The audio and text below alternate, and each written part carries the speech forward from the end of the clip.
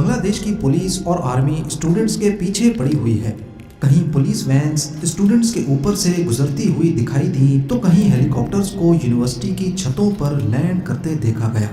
ہزاروں لاکھوں اسٹوڈنٹس سڑکوں پر پروٹیسٹ کرتے دکھائی دیے، کہیں پر ریلیز نکالی گئیں تو کہیں پروٹیسٹ مارچ۔ دیکھتے ہی دیکھتے اسٹوڈنٹس کی تحریک اتنی پھیل گئی کہ انہوں نے مجبور ہو کر روڈز، ہائی ویز اور ریلوے سسٹم کو بھی بلاک کر دیا۔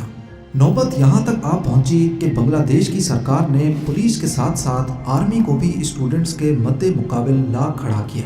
لوکل میڈیا تو ویسے ہی کچھ رپورٹ نہیں کر رہا تھا، اوپر سے انٹرنیٹ، سوشل میڈیا اور سب سے بڑھ کر واٹس ایپ بھی بلاک کر کے اہم ایریاز میں کرفیو نافذ کر دیا گیا، اور کرفیو بھی ایسا ویسا نہیں بلکہ شوٹ ایٹ سائٹ۔ کئی مقامات پر اسٹوڈنٹس کے اوپر ڈائریکٹ گولیاں بھی برسائی گئیں۔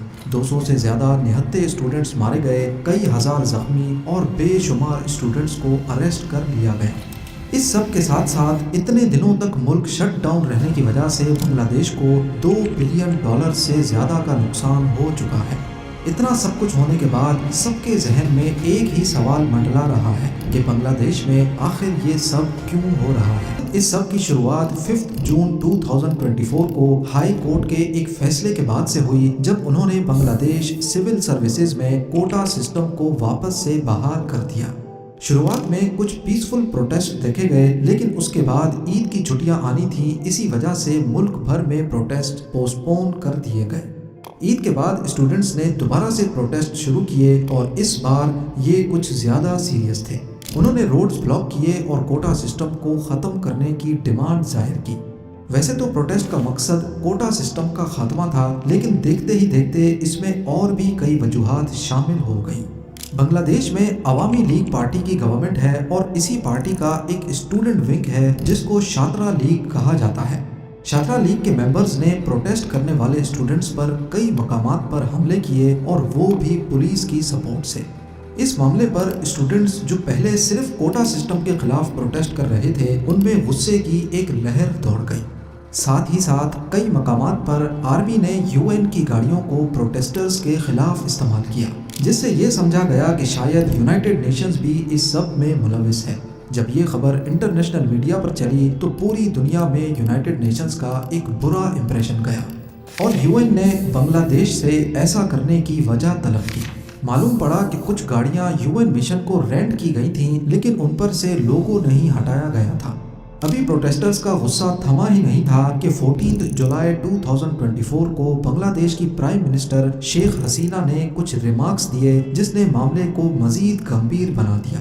ان کا کہنا تھا کہ فریڈم فائٹرز کو اگر جابز میں کوٹا نہیں دیا جائے گا تو کیا رضاکاروں کو دیا جائے گا؟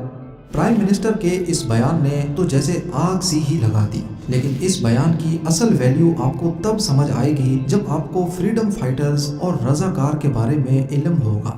جیسا کہ آپ جانتے ہیں کہ 1971 سے پہلے بنگلہ دیش پاکستان کا حصہ ہوا کرتا تھا۔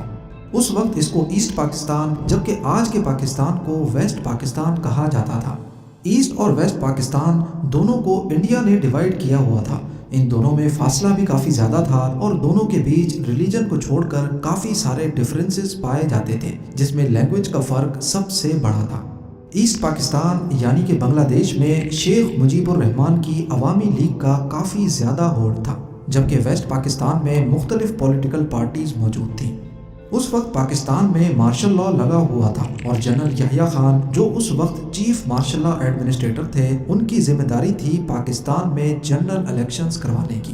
ان الیکشنز میں ایسٹ پاکستان کی عوامی لیگ کو کافی کامیابی ملی، جنہوں نے ایسٹ پاکستان کی 169 سیٹس میں سے 167 سیٹس کو کلین سویپ کر دیا۔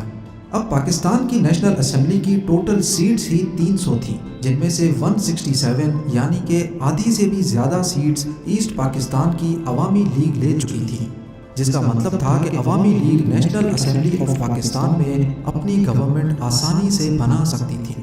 پر اس وقت کی ملٹری لیڈرشپ ایسا نہیں چاہتی تھی، جس کے چلتے ایسٹ پاکستان میں سول ڈس اوبیڈینس کی تحریک چل پڑی۔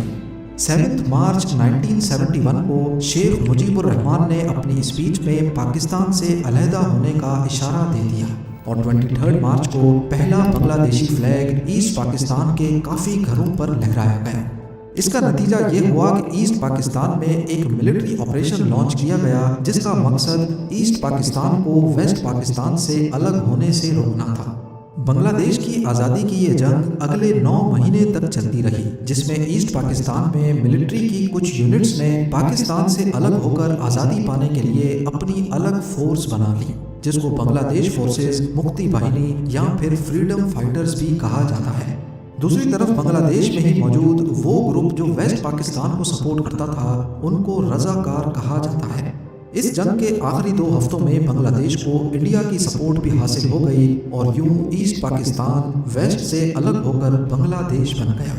اب کیونکہ فریڈم فائٹرز کی مدد سے ہی بنگلہ دیش آزاد ہوا تھا، تبھی شیخ مجیب الرحمان جو کہ بنگلہ دیش کے پریزیڈنٹ بن چکے تھے، انہوں نے بنگلہ دیش سول سروسز میں فریڈم فائٹرز کا الگ سے 30% کوٹا رکھ دیا۔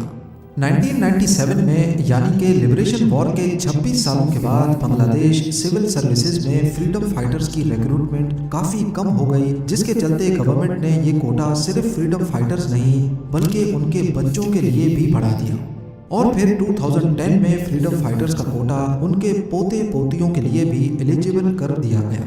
لیکن اس کے باوجود بھی صرف 10% فریڈم فائٹرز کی نسل یہ کوٹا لے رہی تھی اور باقی کا کوٹا ضائع ہو جاتا۔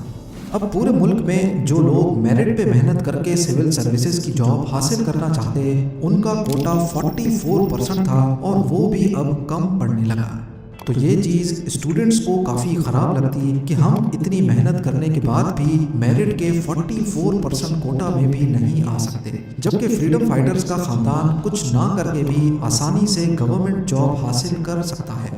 8 مارچ 2018 کو بنگلہ دیش ہائی کورٹ میں کوٹا سسٹم کے خلاف ایک پٹیشن فائل ہوئی جس کو کورٹ نے ریجیکٹ کر دیا۔ اس وقت پرائم منسٹر شیخ حسینہ نے کہا کہ وہ پرسنلی فریڈم فائٹرز کے خاندان کے لیے کوٹا رکھنا چاہتی ہیں، جس پر اسٹوڈنٹس نے کوٹا سسٹم کے خلاف بھرپور پروٹیسٹ کیے۔ ان کا کہنا تھا کہ یا تو فریڈم فائٹرز کے بچ جانے والے کوٹا کو میرٹ والے کوٹا میں مرج کر دیا جائے یا پھر فریڈم فائٹرز کا کوٹا کم کیا جائے۔ اس پر پرائم منسٹر شیخ حسینہ نے ایگزیکٹو آرڈر جاری کیا اور بنگلہ دیش سول سروسز میں سے کوٹا سسٹم ہی ختم کر دیا۔ اگلے کچھ سالوں تک خاموشی رہی، لیکن پھر اچانک بنگلہ دیش ہائی کورٹ نے 5 جون 2024 کو شیخ حسینہ کا وہ ایگزیکٹو آرڈر کینسل کر کے کوٹا سسٹم واپس سے بحال کر دیا، اور یہیں سے دوبارہ پروٹیسٹ شروع ہو گئے۔ جب حالات حد سے زیادہ بڑھ گئے تو 21 جولائی 2024 کو سپریم کورٹ آف بنگلہ دیش نے کوٹا سسٹم میں بھاری رد و بدل کا آرڈر پاس کیا۔ اس آرڈر میں 93% کوٹا میرٹ کے لیے دیا گیا جو کہ پہلے 44% تھا، اور فریڈم فائٹرز کا کوٹا جو پہلے 30% تھا اس کو کم کر کے 5% کر دیا گیا۔ 1% مائنورٹیز اور 1% معذور لوگوں کے لیے فکس کیا گیا۔ اس آرڈر کے بعد اسٹوڈنٹس نے صرف اس شرط پر پروٹیسٹ ختم کرنے کا فیصلہ کیا کہ ان کے اریسٹ کیے گئے ساتھیوں کو چھوڑا جائے، اور جن علاقوں میں اسٹوڈنٹس کو مارا گیا وہاں کے گورنمنٹ آفیشلز ریزائن کریں۔ فی الحال جس وقت یہ ویڈیو بن رہی ہے اس وقت تک اسٹوڈنٹس کی ڈیمانڈز پوری نہیں ہوئی، لیکن گورنمنٹ کا ماننا ہے کہ سچویشن کافی حد تک کنٹرول میں ہے۔ موبائل سروس، انٹرنیٹ اور سوشل میڈیا دوبارہ سے کھولے جا رہے ہیں۔ آپ کا اس پورے سینیریو کے بارے میں کیا خیال ہے؟ مجھے کمنٹ سیکشن میں ضرور بتائیے گا۔